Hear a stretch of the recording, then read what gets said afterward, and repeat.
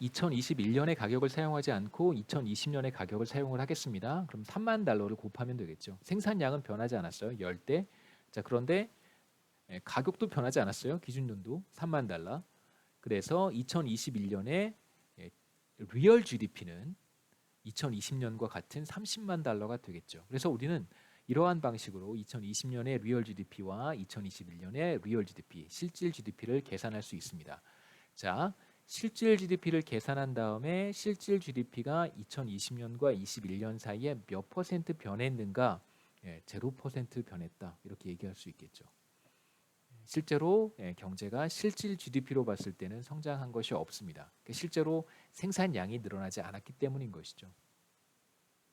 자, 이건 너무나 단순한 이그젠플이에요. 재화가 하나밖에 없기 때문에 포드 하나밖에 없습니다. 이제 우리가 두 번째 타입의 자동차를 소개를 하려고 해요. 쉐비라고 하는 자동차를 소개를 하겠습니다.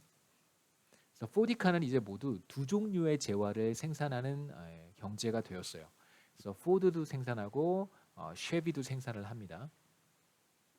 2020년에 포드의 생산량은 10, 2021년에도 10이고요. 가격은 우리가 앞에서 봤던 3만 달러, 4만 달러였습니다. 이제 쉐비에 대한 정보를 추가하면 쉐비는 2020년에 5대가 생산이 되었고 대당 가격은 2만 달러. 그다음에 21년에는 20대가 생산이 되었고 대당 가격은 2만 5천 달러입니다. 자, 이제 2020년의 명목 GDP를 한번 계산해 보죠. 너미널 GDP는 그냥 당해년도 생산량에다가 당해년도의 가격을 곱해서 계산하면 됩니다. 그래서 포드 이렇게 곱하면 30만, 그렇죠? 그다음에 30만 밑에 1000 공 3개는 그냥 안 쓸게요. 더하기 쉐비 5대 2만 달러니까 10만 달러가 되겠죠. 그래서 모두 40만 달러가 됩니다. 그래서 이게 바로 2020년의 너미널 GDP고요. 자, 그다음에 2021년의 너미널 GDP도 쉽게 계산할 수 있습니다. 그래서 10대 4만 달러니까 40만 달러. 그다음에 더하기 20대 2만 5천 달러예요. 그러면 모두 50만 달러가 되겠죠. 그래서 합치면 90만 달러. 이게 바로 2021년의 너미널 GDP가 되는 거예요. 그래서 우리는 아주 쉽게 너미널 GDP를 계산할 수 있습니다. 그래서 가격과 수량에 대한 정보만 있으면 수량 곱하기 가격해서 그냥 서메이션 해버리면 돼요. 그게 바로 너미널 GDP를 구하는 방법입니다. 자, 그런데 너미널 GDP의 변화에는 40만 달러에서 90만 달러로 너미널 GDP가 증가했는데 이 중에 일부는 실제로 생산량이 늘어났기 때문에 늘어난 부분이 있을 것이고 또 이 중에 일부는 쉐비와 포드의 가격이 상승했기 때문에 명목 GDP가 늘어난 효과도 있을 거예요. 지금 우리의 관심사는 뭐냐면 가격 때문에 늘어난 GDP는 보고 싶지 않고 순수하게 생산량의 변화 때문에 늘어난 GDP만 보고 싶어요. 그렇다면 우리는 무엇을 해야 되냐면 기준 연도를 정하고 기준 연도의 가격을 2020년의 생산량과 2021년의 생산량에 적용해서 실질 GDP라는 것을 계산할 수 있습니다. 그렇게 이제 하면 되겠죠. 자, 이제 우리가 리얼 GDP를 한번 계산해 보겠습니다. 베이스 이어를 2020년으로 잡아요. 보통 5의 배수로 잡으니까 2020년이 바로 베이스 이어입니다. 그렇다면 베이스 이어가 아닌 가격은 우리가 볼 필요가 없어요.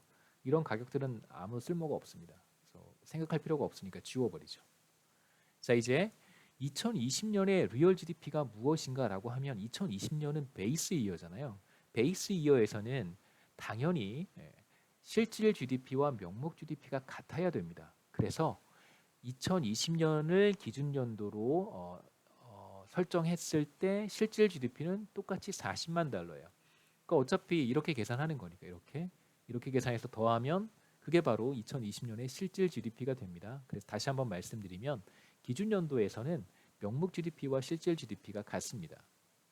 자, 이제 2021년의 실질 GDP를 구하는 게 사실 관건이죠.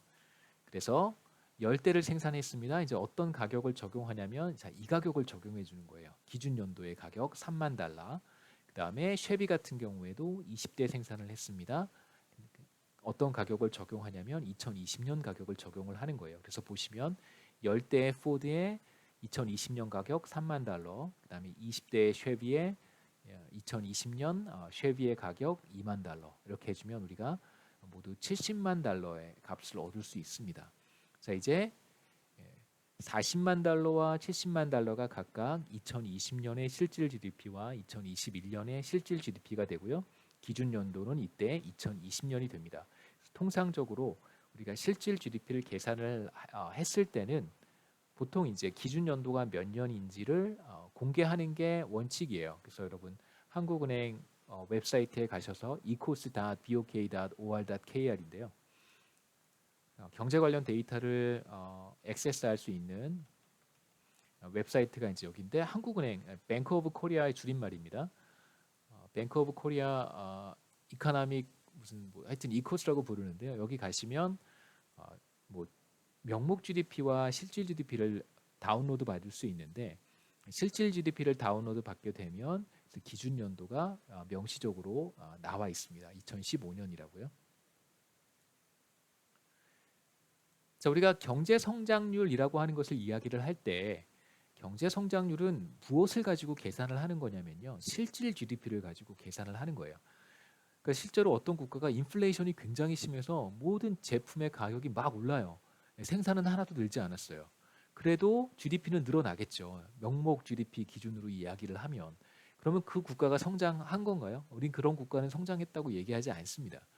우리가 경제 성장이라고 하는 것을 이야기할 때는 이러한 가격 증가 효과는 다 배제하고요. 다 제거하고 실제로 생산이 얼마만큼 늘어났는지를 증가율로 표현을 하는 거예요. 그러기 위해서 경제 성장률이라고 하는 것은 통상적으로 우리가 경제 성장률이라고 얘기를 하면요. 이건 무엇을 가리키는 거냐면 일반적으로 항상 그런 건 아닙니다만 일반적으로 거의 뭐 제가 봤을 때는 98% 이상 GDP의 증가율인데 실질 GDP의 증가율을 가리키는 것입니다.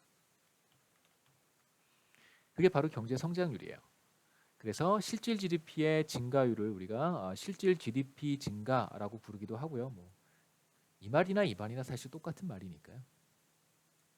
자, 이제 2020년과 2021년 사이에 실질 GDP의 증가율 혹은 경제 성장률, 실질 GDP 증가율을 어떻게 계산하냐면 똑같습니다. 2021년의 실질 GDP에서 2020년에 실질 GDP를 빼줘요. 그러니까 리얼 GDP가 두 기간 사이에 얼마나 변했는가 우리가 앞에서 봤습니다. 40만 달러에서 70만 달러로 30만 달러가 늘어났잖아요. 그렇죠? 자, 그 다음에 이것을 무엇으로 나눠주냐면 우리가 비교하는 처음 시점과 나중 시점이잖아요. 그렇죠? 그래서 분자에는 GDP의 실질 GDP의 증가분을 쓰고 그다음에 분모에는 이제 시작하는 시점 2020년에 실질 GDP를 표시를 합니다. 자, 이게 바로 40만 달러였었어요. 자, 그러면 4분의 3이 되겠죠. 그래서 우리의 이그젬플에서 바로 실질 GDP의 증가율은 2020년과 2021년 사이 실질 GDP 증가율은 바로 75%가 된다. 여기다 100 곱해도 되고요. 안 곱해도 상관없습니다. 0.75가 75%니까요. 그래서 2020년과 2021년 사이에 실질 GDP의 증가율이 바로 75%다라고 우리가 얘기할 수 있겠죠.